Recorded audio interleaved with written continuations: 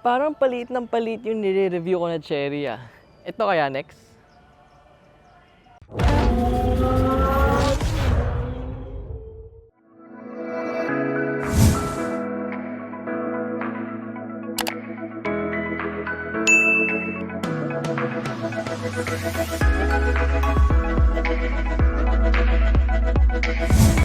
Let's meet the Chery Tiggo 5X. So, the Chery Tiggo 5X is the second of the 4 Chery crossovers here in the Philippines. And ano nga ba ito? So, the Chery Tiggo 5X looks like a baby Chery Tiggo 8. And personally for me, it looks good because the Chery Tiggo 8 is one of the best crossovers. And if you haven't watched our video yet, just click up here.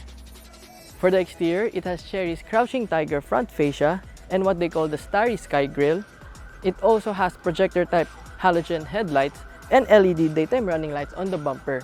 And overall, it is a mean-looking small crossover. Here on the side, it looks very simple, which makes it looks clean, and meron siyang minimal na body lines lang. And what makes this stand out is that meron siyang 17-inch alloy wheels na for me, that looks really nice. And by the way, the tire brand sounds like fried rice. Chow Yang, Yang Chow. Oh yeah, power folding mirrors. At the back, squarey siya. And it's really good looking, lalo na yung LED taillights and then the chrome bar that connects them. And just like other Chinese crossovers, nandito sa baba yung plate number niya. And then it also has foam exhaust tips na houses the parking sensors. Pero syempre, mas prefer natin na real exhaust yung nandyan. And above, it has the rear fog lights which mimics the shape of the faux exhaust tips. Ang cute ng wipers niya, oh. Ang liit-liit. So now, let's check the inside. So when you open this, you get 340... Uy! So inside, you get 340 liters of trunk space and you can see, kasya siya yung kanina. And then you can put shopping bags or grocery bags. And you get spare tire dito rin sa loob, sa ilalim.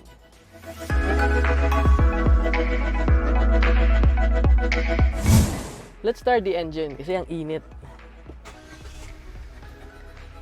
So for the interior, maganda yung interior niya because it's plain and wala siyang soupy, curvy lines. Puro straight lines lang siya. And then the aircon reminds me of the S60 ng Volvo, which is ang ganda niya. And then over here, yung design niya, it looks like a key. The interior materials are excellent considering yung price point niya. Tignan nyo naman dito, meron siyang soft touch plastic, may faux leather dito, and then dito sa gitna, meron siyang rubberized na plastic like, tas may texture siya, na which is nice. And then dito sa center console, meron din siyang leather dito. So, maganda talaga yung mga materials na ginamit dito sa interior. Hindi naman makikita. Yes. Super creepy. Okay. Here inside, you have a big 9-inch touchscreen display with Apple CarPlay and Pi 2 CarLife, which is like your Android Auto. And yung screen niya, it's very responsive and nothing beats having the convenience of Apple CarPlay. On the other hand, yung Pi 2 CarLife naman, it's a little bit weird because wala siyang Spotify and Waze. Here below, you have the controls for your AC, which is very nice and easy to use. And then lumalabas din siya dito sa screen, pero they're both the same lang yung function nila.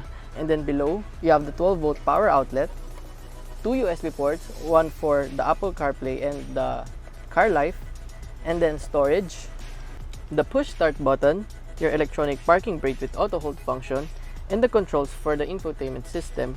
And dito, we call this the OCD volume button because hindi siya naka-align eh.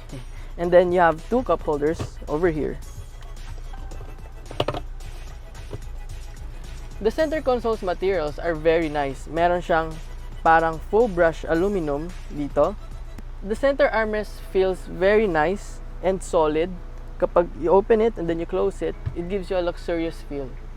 The seats are covered in faux leather, which is like yung mga nahanap niya sa mga luxury cars. And then, the seats are comfortable. Pero yung lumbar support nga lang niya, it's a little bit too much. And another big plus for this price is the power sunroof. There isn't much to see dito sa likod because wala siyang air vents, wala rin siyang armrest. Meron lang siyang 2 back pockets, and then a storage area dito sa taas and meron sa baba. And this one looks like pang aircon siya. And the seats here sa likod are very comfortable. Meron akong magandang legroom and headroom, and I'm 5 feet and 6 inches tall. So dito, yung napansin ko, mukha siyang masikip and madilim ng konti because of this one. Wala siyang window dito sa likod. The Tiggo 7 and 8 that we reviewed are both powered by 1.5 liter engines, and the Tiggo 5X is no different. Ang difference lang, hindi siya turbo. And it produces 114 horsepower and 141 Newton meters of torque paired to a continuously variable transmission or CVT.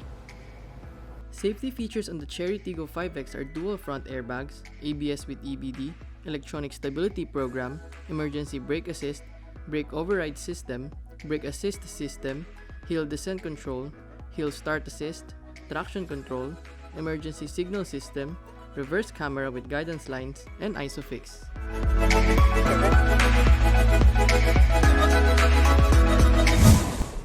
Once you get moving, halos wala kang mafe-feel na lag, especially in city driving. And then it's because it's CVT, smooth yung acceleration niya. Step harder sa gas, mafe-feel mo na umiyak siya. Like this. Diba?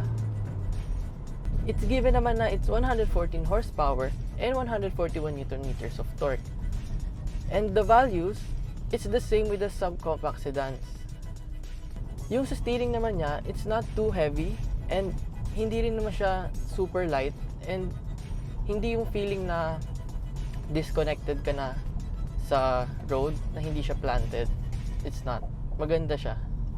The ride quality is surprisingly good, and maganda yung pag-absorb niya sa mga lubak dito sa mga bumpy roads.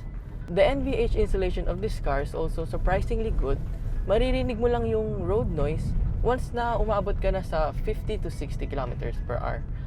And wala ka talaga halos maririnig from the outside na mga noise. The interior quality of this car talagang maganda dahil wala kang maririnig na unnecessary rattles and vibrations from this car.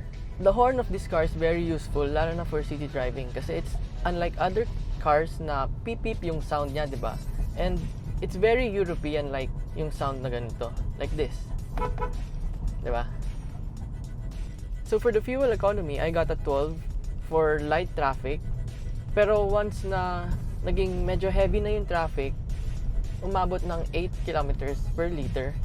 But it's overall okay na rin naman siya for city driving, diba? For the highway, unfortunately, I cannot tell you much about it because hindi namin siya na-try sa highway.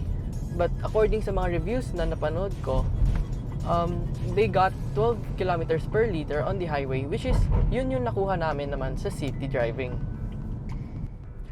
Overall, the Tiggo 5X really feels at home in the city kasi hindi man siya mabilis for overtaking, pero it's comfortable to use naman in the city, especially pag you're going to do some errands, you're going to meet your friends, go to school, or do other stuff. Okay siya sa city. By the way, Chery offers what they call the 1053 warranties. This means all Chery buyers will take advantage of a 10-year or 1 million kilometer engine warranty, 5-year or 150,000 kilometer vehicle warranty, and 3 years of free preventive maintenance service. That's something this has that other vehicles don't. The Chery Tiggo 5X top spec 1.5 Lux variant is priced at 950,000 Philippine pesos. And despite us being able to test out the better spec and larger Chery models first, we're actually quite impressed with the Chery Tiggo 5X overall feels. High quality interior and good looks make it a good buy, and perhaps the turbocharged engine could do wonders to this little crossover.